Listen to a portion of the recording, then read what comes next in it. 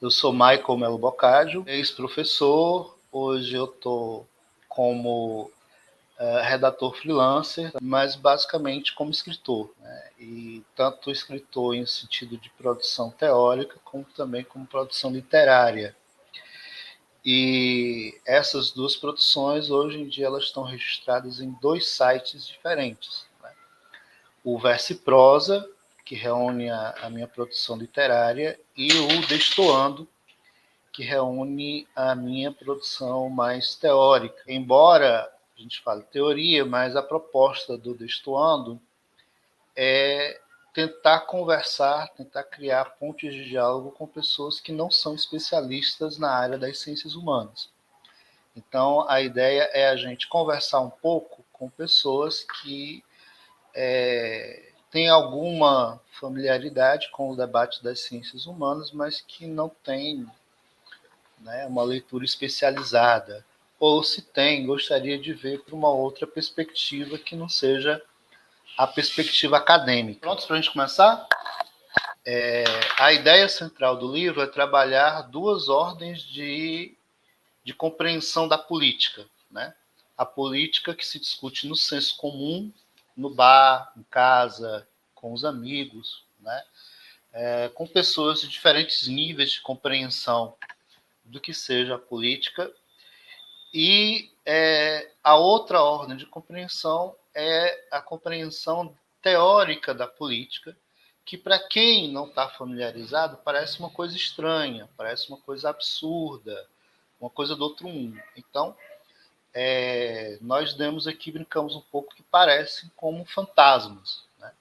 Então, a gente tem aí os mitos do senso comum e os fantasmas da teoria política. E a proposta do livro é a seguinte: entre os mitos do senso comum e os fantasmas da teoria política, é possível a gente conversar sobre política? A gente tem aqui a charge, né, que ela ilustra um pouco como a gente está hoje lidando com a discussão política, né? Mesmo entre amigos, mesmo entre parentes, a gente lida com uma onda de intolerância para com a opinião do outro, né?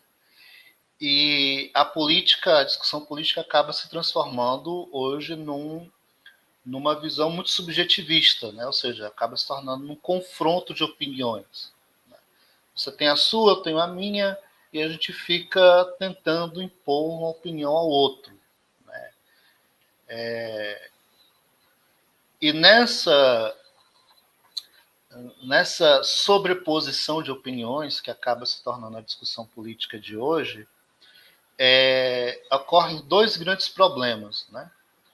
Que é a dificuldade da gente se abrir para o contraditório, ou seja, para a possibilidade daquele que está divergindo da gente estar certo, e a gente muitas vezes acaba secundarizando os aspectos objetivos, a gente acaba secundarizando os fatos em função daquilo que nós acreditamos, ou seja, a gente acaba prestigiando os fatos que confirmam a nossa opinião e não a opinião do outro, né?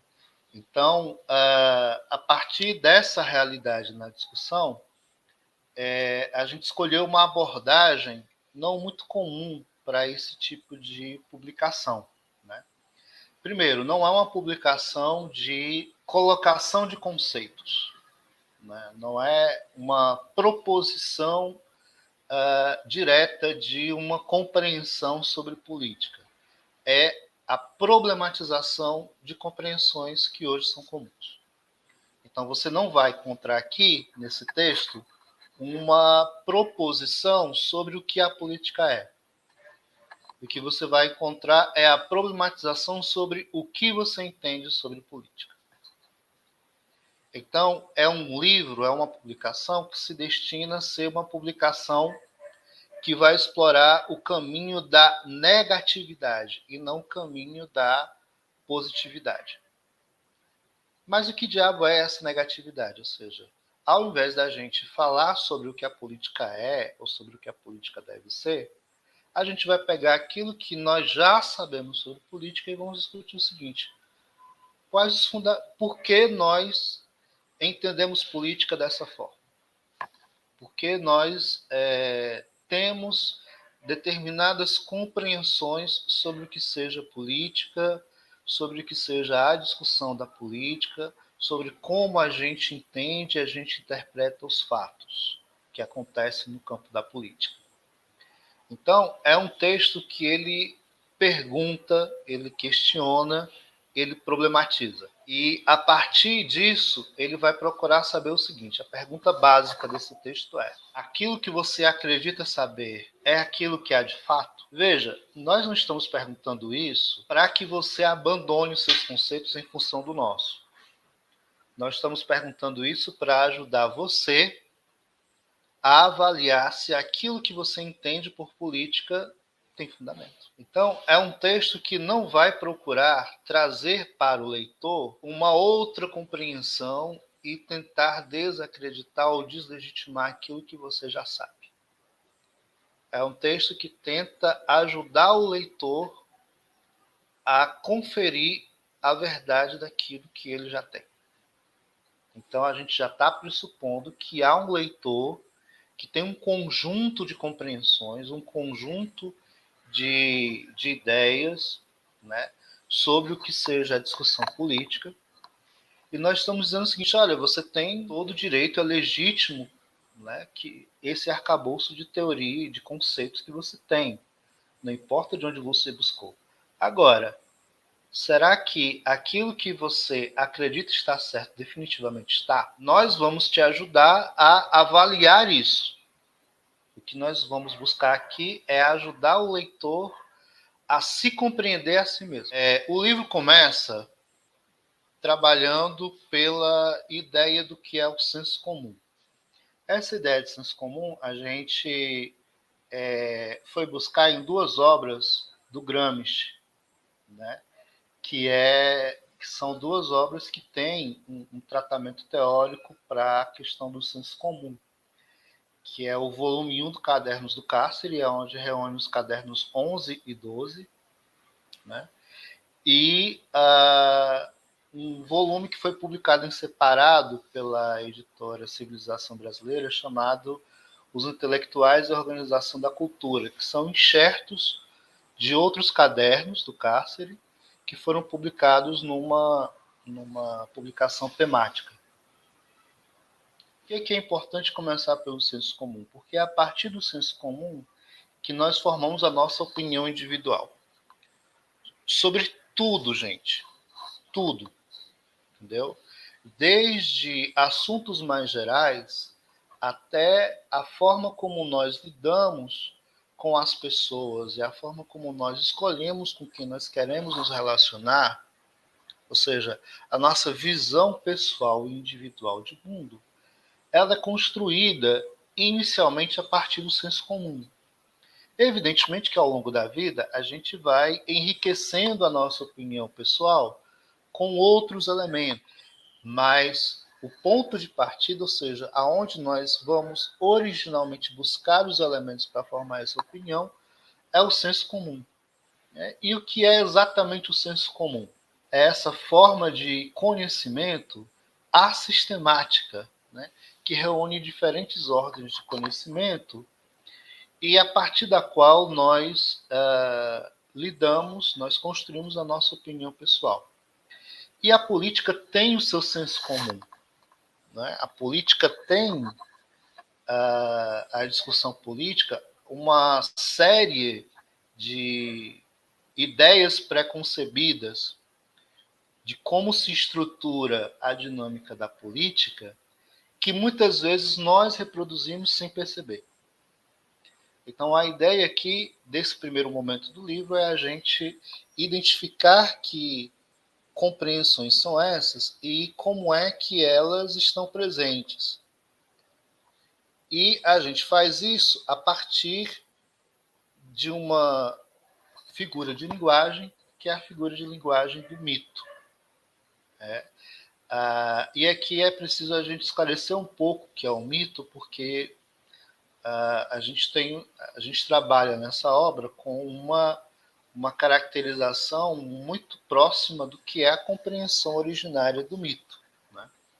O mito, apesar de ser uma história fantasiosa, né, no sentido de que ela não tem fundamentação científica, né, ela não tem origem numa metodologia científica de investigação do mundo, mas o mito ele tem origem em elementos da realidade. É tanto que eu uso aqui o mito da Deméter e da Perséfone, né? Que foi o mito que os gregos criaram para explicar a sucessão das estações do ano. E de como esse mito, apesar de ser inteiramente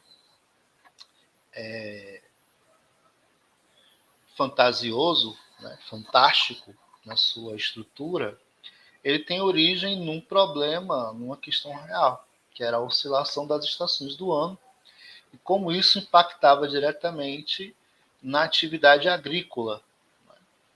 Porque as estações mais frias não davam para se colher. Eram 6 meses do ano e que quem vivia da agricultura não podia trabalhar, né?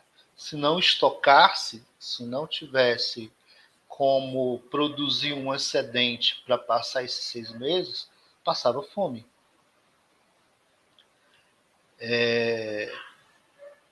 Então, o mito aqui não é exatamente uma história inteiramente falaciosa. O mito aqui é o tipo de narrativa que, apesar de, na sua forma, ele não ter relação com a realidade, os seus fundamentos, as suas origens trazem sim algo de real. Então, o mito do senso comum, ele tem essa dualidade, vamos dizer assim, né? Esses dois aspectos que são contraditórios, mas eles também estão relacionados, que são aquilo do qual ele se origina e aquilo que ele cobre, né? E aqui nós enumeramos 3 grandes mitos, né? O mito do Salvador da Pátria, que é o nome que nós damos aqui ao personalismo na política, o mito do moralismo e da meritocracia, e o mito daquilo que a gente chama de o jogo dos tronos, ou a política como intriga de bastidores. Estou aqui só citando de passagem, já que o nosso tema aqui é outro, né? É só mesmo comentando como é que a gente aborda essas compreensões, esses chamados lugares comuns da política, né? Mas que permeiam o senso comum. No entanto, há uma questão que os mitos do senso comum trazem, que é a seguinte: por que, mesmo sabendo que essas compreensões, esses chavões do senso comum, eles não têm fundamentação teórica, o que é que garante a continuidade desses mitos? O que é que faz com que esses mitos eles se perpetuem e muitas vezes eles condicionem até o debate político de pessoas teoricamente formadas? Essa vai ser uma pergunta que a gente vai deixar em aberto, porque a gente tenta discutir isso no livro, a gente não vai aqui entrar em respostas definitivas. É evidente que a ideia de ideologia como falsa consciência, né, ela está presente, né, mas é importante a gente entender que há um elemento objetivo, ou seja, há uma estrutura concreta que garante a permanência desses mitos, porque esses mitos eles não se reproduzem apenas no cotidiano, eles não se reproduzem apenas fora da academia. Você vê, por exemplo, que aquilo que motivou, que tem motivado e aquilo que tem pautado toda a campanha eleitoral deste ano é uma discussão que está dentro daquilo que eu estou chamando de mito do Salvador da Pátria, né? Que é o personalismo. Ou seja, é a compreensão da política como confronto e da responsabilização individual dos políticos.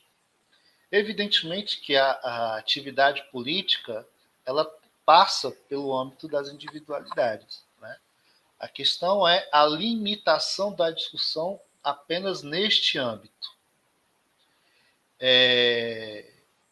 Se isso fosse apenas uma questão ligada à ignorância teórica, esses mitos não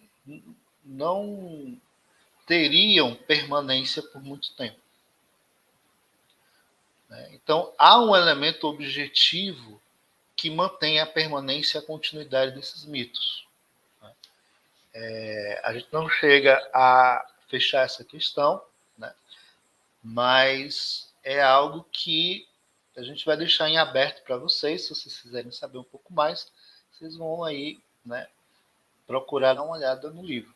Adiante, além dos mitos do senso comum, nós também estamos aqui problematizando os próprios aspectos teóricos da teoria política, né? A partir do que a gente está chamando aqui de visão além do alcance.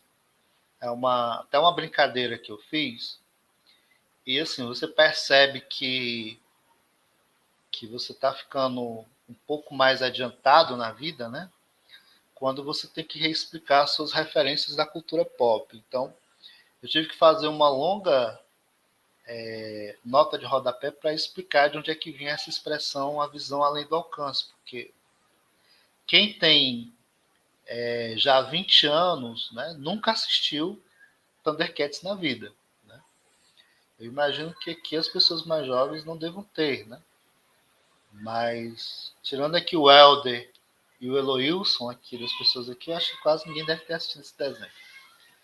Mas isso que nós estamos chamando de visão além do alcance é a visão crítica, né, que deve ser trazida não só para os mitos do senso comum, como também para a própria teoria política. Por que a gente está dizendo isso? Porque a teoria, ela até hoje, ela é objeto de mistificação, ou seja, algumas pessoas, aliás, grande parte das pessoas, não ousam questionar aquilo que se diz, por exemplo, quando o Jornal Nacional chama. Pois é, eles não sabem o que perderam ela. Mas quando, por exemplo, quando o Bom Dia Brasil, né, chama um comentarista político para falar, e esse comentarista fala não aquilo que interessa a grande maioria dos brasileiros, mas que interessa ao mercado financeiro, as pessoas se assustam. Né? É o que, por exemplo, aconteceu no debate da reforma da Previdência. Né?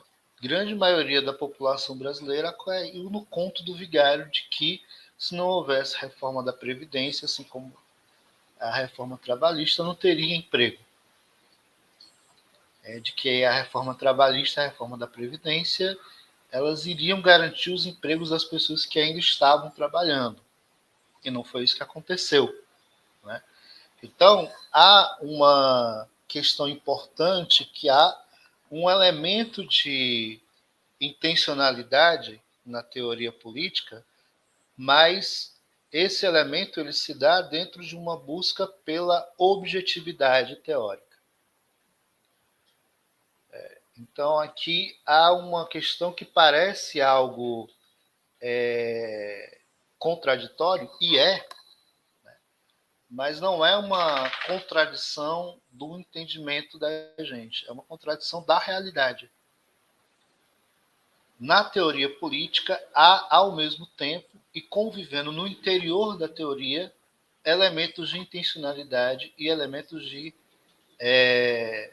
objetividade. A teoria, ao mesmo tempo, tem, né, uma intencionalidade de quem está teorizando sobre política, mas também uma intencionalidade que não pode negar aquilo que existe. Mas essa teoria, ela se faz dentro de um contexto, né? Ela se produz dentro de um contexto, dentro de uma série de problemas que estão ligados aos problemas que nós vivemos dentro da produção do conhecimento em geral. Então, não é algo específico da teoria política em si, mas da forma como se faz teoria hoje. Primeiro, que é a alienação da relação entre ser e pensamento, ou seja, muitas vezes os conceitos aparecem completamente desprovidos da realidade, né? Inclusive eu estou aqui com juristas, né? Estou aqui com profissionais da área do direito que sabem muito bem disso. As categorias do direito, as categorias jurídicas aparecem como se fosse uma criação da psique, do pensamento, né? Como se fossem categorias subjetivas, por serem categorias normativas. No entanto, quando você situa as categorias do direito no âmbito do funcionamento da sociedade, você vê que elas têm a sua ordem de realidade. Elas não são uma ficção, assim, no sentido de que elas não têm uma origem inteiramente subjetiva. E também, da mesma forma, as próprias categorias do pensamento político, já que há uma escola na teoria política, que é a escola normativa, que defende que os conceitos políticos eles têm uma origem diferente da realidade, né? Então, isso não acontece apenas no âmbito da política ou no âmbito do direito. Isso acontece no âmbito das estruturas hoje de produção do conhecimento, né? Onde as categorias do pensamento hoje estão sendo retratadas como se fossem construções inteiramente subjetivas. É tanto que hoje a gente não fala em construção de conhecimento, a gente fala em construção de narrativa, né? Como se produzir conhecimento fosse um discurso, né, onde eu pego diferentes categorias e eu ordeno elas de forma diferente da de que outras pessoas. Então eu pego e construo uma narrativa. Por que isso acontece? Porque a forma como hoje as categorias do pensamento estão sendo trazidas a partir de uma compreensão muitas vezes tão subjetiva que você não consegue entender qual é a origem delas na realidade. O outro problema relacionado à alienação entre ser e pensamento é o problema de que as próprias teorias, né, elas não conversam entre si. Mesmo, por exemplo, na área das ciências humanas, é difícil, por exemplo, quem trabalha, por exemplo, com a ciência política, dialogar com a antropologia. A maioria das pessoas, algumas pessoas aqui vêm da filosofia e sabem, por exemplo, como é difícil dialogar com a história, né? E vice-versa. Então, é tanto que rola até uma certa concorrência, né, entre filosofia e historiadores e tal. Então, mesmo com as mais modernas teorias que falam sobre epistemologia, que trabalham com ideias como interdisciplinaridade, transdisciplinaridade, ainda há uma estrutura de divisão do conhecimento aonde, mesmo trabalhando com o mesmo tipo de objeto, essas teorias elas produzem conhecimento separadamente e têm uma dificuldade enorme de conversar. Sim, né, Helder? E esse relativismo ele não é à toa, né? Ele tem uma razão de ser, ou seja, existe uma intencionalidade política mesmo num debate que não é político, que é o debate epistemológico, né?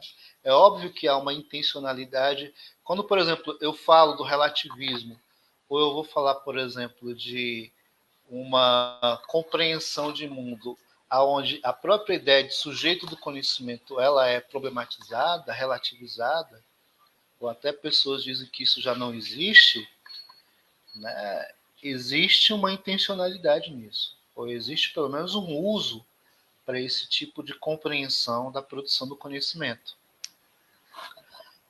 Tá? Então, esses problemas que nós estamos observando, que são problemas gerais da construção do conhecimento hoje na contemporaneidade, eles também são problemas que estão presentes na produção do conhecimento, na reflexão sobre a política. Quando eu começo a falar dos fantasmas do método, né, que é o método normativo e o método cientificista, eu começo a trabalhar exatamente esse problema. Bom, mas qual é a necessidade de teoria para o exercício da política? Quando nós vamos discutir, quando a gente começa a discutir sobre política, parece ser algo tão prático, tão imediato, que a ideia de uma teoria começa a parecer ser uma coisa distante para a gente. Aí eu pergunto a vocês, por que é necessário para a prática da política o conhecimento teórico? Quando a gente fala de política, a gente está falando de algo que diz respeito somente a mim? Ou quando a gente fala de problemas políticos, a gente está falando de problemas que dizem respeito a um coletivo de pessoas? O que é que vocês acham? A política, ela diz respeito a mim como indivíduo ou ela diz respeito a nós como pessoas participantes de uma comunidade? Evidentemente que a gente está falando de uma comunidade, né? A própria palavra política vem de polis, que era exatamente a chamada comunidade política, né? Polis aqui tem uma diferenciação muito do que a gente imagina hoje do que seja cidade, né? A palavra polis está muito mais associada à ideia de pátria, né? Exatamente, comunidade de pessoas. Está ligada à ideia de pátria, de nação, do que a ideia que nós temos hoje de cidade. Então, aquilo que é do interesse da polis é aquilo que é do interesse de todos. Então, por exemplo, a escola do meu filho que não tem verba, né, para consertar a goteira do telhado, o fato de você, por exemplo, colocar seu nome num programa de casa própria e a verba não ter chegado, a casa não ficar pronta e você fica na fila. Então, apesar de esses problemas me afetarem como indivíduo, eles não afetam só a mim. Eles afetam a sociedade como um todo. Então, os problemas políticos são aqueles problemas que estão ligados ao conjunto da sociedade. São problemas específicos, mas que dizem respeito ao conjunto das pessoas que participam daquela comunidade. Evidentemente que quanto maior a sociedade, mais complexos se tornam esses problemas. E é para isso que a teoria ela é necessária na praxis política, né? Porque a teoria ela serve para a gente entender as necessidades que aparecem e a gente discutir qual é a melhor forma de intervenção no sentido de resolver essas necessidades. A teoria política ela parte de uma necessidade real, uma necessidade concreta, diz respeito não só a mim, mas diz respeito ao conjunto da comunidade política, ou seja, ao conjunto das pessoas, né, que participam dessa mesma sociedade que eu. Só que ela é uma teoria que não é feita apenas no sentido de compreender que necessidades são essas ou a origem dessas necessidades. Ela é o tipo de teoria que prevê uma ordem de intervenção prática. E evidentemente que é no momento dessa intervenção que os interesses aparecem. porque nem sempre essa intervenção que vai resolver esse problema vai beneficiar somente beneficia necessariamente a todas as pessoas, né? Ela vai resolver o problema, mas algumas pessoas serão mais beneficiadas que outras. Então, é nessa transição, né, da, da problematização das necessidades para a intervenção prática que os interesses aparecem. E se os interesses aparecem no momento da intervenção, é porque já na hora da teoria eles já estavam presentes. No livro, eu cito uma série de teorias que eu chamo de teorias pseudo-acadêmicas, mas vocês podem chamar também de pseudocientíficas, que tiveram um impacto real em políticas de Estado, né? É o caso, por exemplo, do chamado darwinismo social, né? Ou do etnocentrismo, ou do determinismo biológico, né? Todas essas ordens teóricas que fizeram, inclusive, tiveram muita repercussão no final do século XIX para o início do século XX, todas elas tiveram também impactos na forma como se orquestravam políticas de Estado. Por exemplo, durante o início do século XX, a oposição que se fazia ao movimento sufragista era baseada no determinismo biológico, né, que afirmava que as mulheres eram geneticamente inferiores aos homens. Né? Elas eram incapazes de teorizar politicamente, por isso não havia por que elas terem direito a votar. Né? Então, essas compreensões teóricas, cuja muitas vezes a intencionalidade já estava colocada na própria teoria, né, na própria estruturação dessa teoria, elas deram origem a formas de intervenções políticas verdadeiramente sanguinolentas. Né? Se viram de justificativa para a escravidão, deram suporte para práticas de supremacismo racial, né? O etnocentrismo foi o combustível ideológico do imperialismo, né? No início do século XX. Então, há o elemento da intencionalidade, que muitas vezes ele é anterior à pesquisa ou ele é consequente de uma dada ordem de pesquisa. Mas, independente do nível de intencionalidade que a teoria vai ter, ela tem um critério que é fundamental, que é o critério da objetividade. Nenhuma teoria,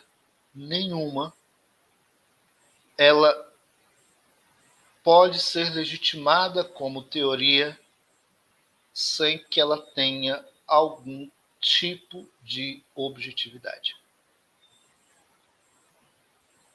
Para que ela seja reconhecida enquanto teoria, ela precisa ter algum nível de objetividade. Então veja que na teoria política, esses dois elementos, eles estão presentes e eles são inevitáveis. Há o elemento da intencionalidade, por quê? Porque teorias políticas prevêem formas de intervenção políticas determinadas, mas para que a teoria seja reconhecida como teoria, ela deve preencher critérios de objetividade. Ela deve partir de algum elemento real e ela deve falar nos termos de objetividade. Muitas pessoas têm uma compreensão muito unilateral sobre a teoria política. Não é? Algumas pessoas entendem a teoria política apenas como uma teoria inteiramente intencional, então ela será sempre subjetiva. outros que tentam relativizar o critério de objetividade, tentam dizer que a objetividade é uma convenção. Só que eu não posso achar, por exemplo, que a dívida externa ou a dívida interna é uma convenção. Salário mínimo não é convenção, né? A legalização do aborto não é uma convenção. São discussões reais, presentes. O capital e o trabalho não são uma convenção, não são uma, uma criação da cabeça dos que pensaram a economia política. São elementos da realidade social. São elementos objetivos. Então, a objetividade tem um status ontológico na política que não pode ser negado. Por quê? Porque está na nossa pele. Tá? O status ontológico da teoria política é aquilo que você come, é aquilo que você recebe no final do mês ou no início do mês, é a possibilidade ou não de você sair do aluguel e ir para casa própria, é a possibilidade ou não de você levar seus filhos para a universidade, é a possibilidade ou não de você sair do desemprego, no meu caso. Então, o status de legalidade objetiva de que parte a teoria política é um status ontológico, que é um status que está na nossa pele. Não há como fugir disso. Entendeu? Você não pode relativizar o valor da cesta básica. Você não pode tentar, e olha que tentaram, viu? Muito, relativizar uma pandemia. Né? Achar que pelo simples fato de que você não acredita num vírus, você não vai ficar doente. A realidade, como diz o Belchior, ao vivo é muito pior. Então, esses dois elementos, eles estão presentes no interior da teoria política e é aquilo que nós chamamos de contradição interna. Eu ia precisar de um pouco mais de tempo para explicar isso, mas a contradição interna, ela traz para a gente a compreensão de que os termos negativos eles estão relacionados. Ou seja, eles dão origem um ao outro e eles existem e eles participam um no outro. Então, em teoria política, a intencionalidade está relacionada à objetividade e vice-versa. Qual é o papel do pensamento crítico aqui? Qual é o papel de quem tenta ver além do alcance? É tentar extrair o núcleo de objetividade que há no meio das intencionalidades. Essa é por isso a ideia de crítica. Né?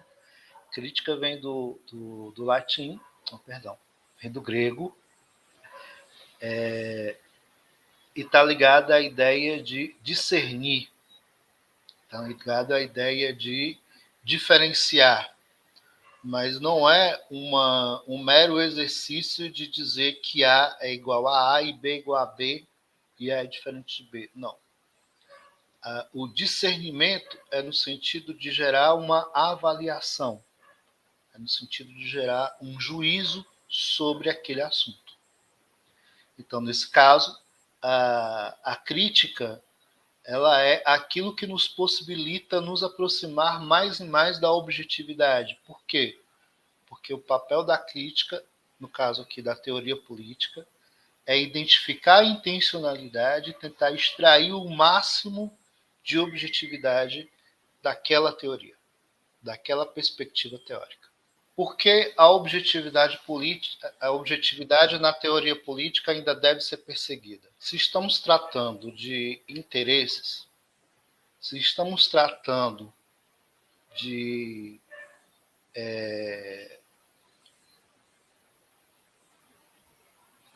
disputas de forças políticas, quem mais se beneficia com a verdade hoje? São os donos do poder? Quem mais se beneficia com a verdade hoje?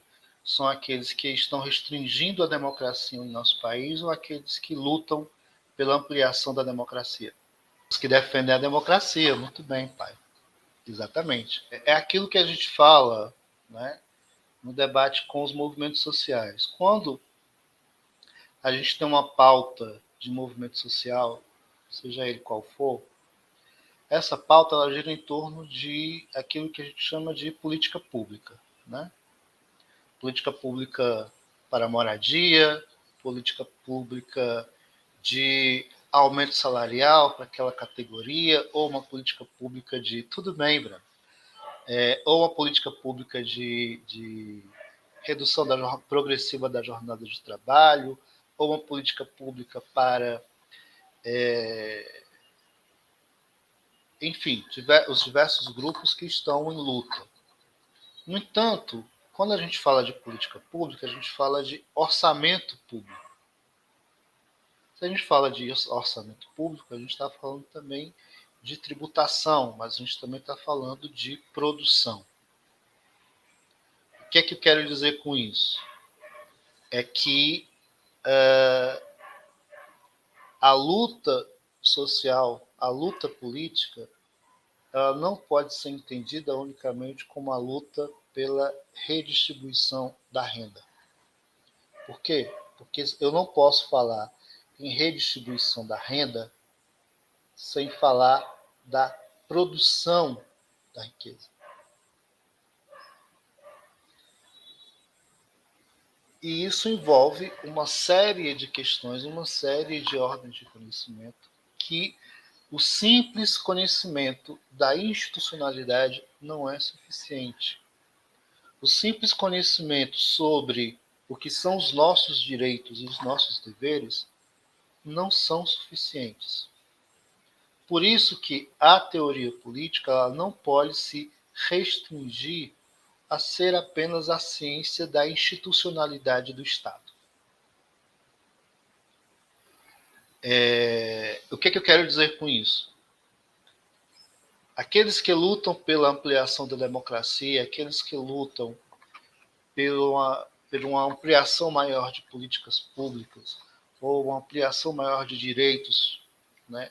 Seja direitos no sentido de ampliação de direitos democráticos, liberdades civis, ou de direitos sociais, não podem fazê-lo sem entender que existe uma complexidade de relações sociais e de relações de produção que tratam e que lidam com interesses que estão para além da institucionalidade. Mas quem vai me dar o instrumental para entender isso e para ver como isso se relaciona com a política, como isso se relaciona com a institucionalidade do poder político, é a teoria. A verdade interessa àqueles que lutam pela democracia, aqueles que lutam por mais direitos, mas entendendo que também essa luta coloca em xeque questões hoje que estão dentro da estrutura social. Como é que eu vou lutar pelo direito à reforma agrária sem entender que o direito à reforma agrária hoje esbarra com o monopólio das transnacionais ligadas ao agronegócio? O agronegócio não só no sentido da posse da terra, né? Mas da indústria dos fertilizantes, a indústria dos pesticidas, a fruticultura, etc. Como é que eu posso falar hoje em reforma urbana sem enfrentar a especulação imobiliária? Como é que eu posso falar hoje de reforma política sem problematizar uma institucionalidade onde aqueles que elegem não têm controle sobre os seus candidatos? Mas isso não é uma compreensão que acontece quando a gente está apenas no âmbito da luta imediata. Isso é uma compreensão que a gente só entende quando a gente se apropria teoricamente e quando a gente amplia o leque da teoria política para além daquilo que aparece no dia a dia, né, do jornal, aquilo que está apenas nos palácios, nos centros do poder. E só se pode fazer teoria de qualidade se você tem critérios de objetividade. Na última parte desse livro, a gente tenta ajudar os leitores a tentar encontrar alguns critérios de objetividade, né? Alguns critérios para tentar ter um olhar mais problematizador sobre a teoria, os conceitos, os métodos da teoria política e como, a partir daí, tentar extrair o máximo de objetividade das teorias que vocês estão estudando. Né? Por quê? Porque isso não é apenas teoria.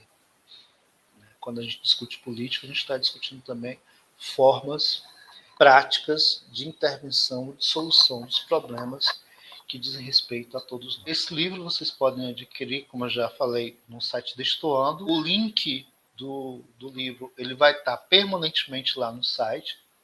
Tá?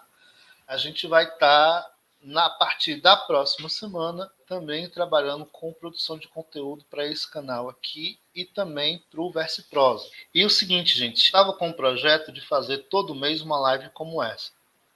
Não comigo, porque eu sou uma pessoa de conhecimentos muito limitados, mas de trazer um convidado, de trazer alguém também para estar dividindo com a gente, discutindo aqui com a gente. Queria que vocês fizessem o seguinte, quem ainda não está na nossa página no Instagram, que se inscrevesse e mandasse para a gente pelo direct sugestões de temas para as próximas lives. Né? É claro que a live de hoje ela teve uma série de problemas, inclusive o dia, né? É uma live de início de semana, nesse horário de 6, 7 horas, onde as pessoas já têm agenda e tal. Então, vocês pudessem também mandar propostas de data e de horário e de temas lá, mandem para a nossa página lá no Instagram, tá? O Destoando site, lá da nossa página no Instagram. Manda para a gente pelo direct para a gente ter esse retorno de vocês, tá bom? O que vocês acharam que a gente poderia melhorar na live? Propostas de tema, propostas de horário, essas coisas todas a gente vai estar coletando pelo Instagram, tá bom? E a gente também vai estar, a partir dessa semana, veiculando material, vídeo, né? Aqui no Destoando, e a partir do mês que vem a gente vai estar também com material no outro canal, que é o Verse Prosa. Né? Que não dá para ser tudo simultaneamente, porque, como eu disse, como é só uma pessoa, né, não fica difícil, tá bom? Então, mais uma vez, gente, né, começamos com 11, estamos aqui com 6, quer dizer, quase metade das pessoas. Sinal de que a prosa, né, agradou a maioria das pessoas que estão aqui, pelo menos quase a metade das pessoas. Em primeiro lugar, agradecer de coração mesmo todos que estiveram presentes aqui nessa live. Agradecer o apoio, agradecer a confiança, pedir que vocês ajudem na divulgação, porque é muito complicado a gente furar a bolha do algoritmo, né? Ainda mais agora dessa indústria de anúncios pagos nas redes sociais. Essa coisa de a mensagem chegar espontaneamente, mesmo para quem está conectado, é mais difícil. Então, o apoio que vocês deram e que vocês estão dando para mim, para o meu trabalho, é recompensador, né, sob vários aspectos. Mas ajudem a divulgar, porque a gente precisa reaver o investimento que foi feito nesse trabalho. Né? Tudo gira em torno de capital, então é o retorno, né, desse investimento que vai permitir que a gente possa estar produzindo mais em menor tempo. Então, exatamente. Exatamente, Aloysio. Várias temáticas e subtemas podem ser exploradas. A gente vai estar explorando algumas delas aqui no canal, mas não vai dar para explorar com a profundidade, né? Tanto no canal como também nos textos que vocês podem ver no site do Destoando, tá? Mas gostaria de, mais uma vez, de pedir que vocês continuem divulgando o livro, continuem divulgando para mais pessoas, né? Para que a gente possa ter a oportunidade de ter o retorno desse investimento, com isso continuar produzindo. Porque é o retorno desse investimento que vai possibilitar, inclusive, que esse livro possa se tornar num livro físico. Né? Então, vocês ajudando aqui, as coisas tendem a se ampliarem.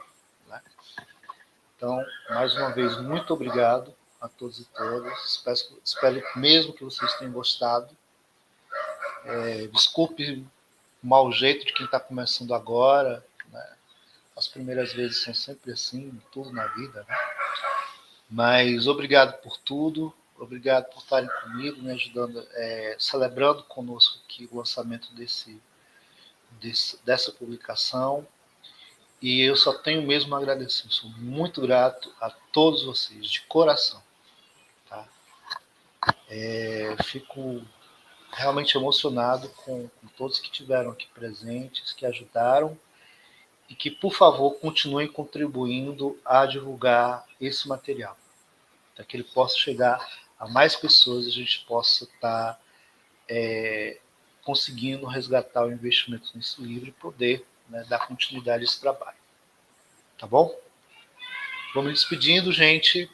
Tchau. Não se esqueçam de assinar o canal, quem ainda não assinou, porque a gente vai estar com conteúdo, né, saindo aí nas próximas semanas. Tá bom? Tchau, tchau, gente. Até mais.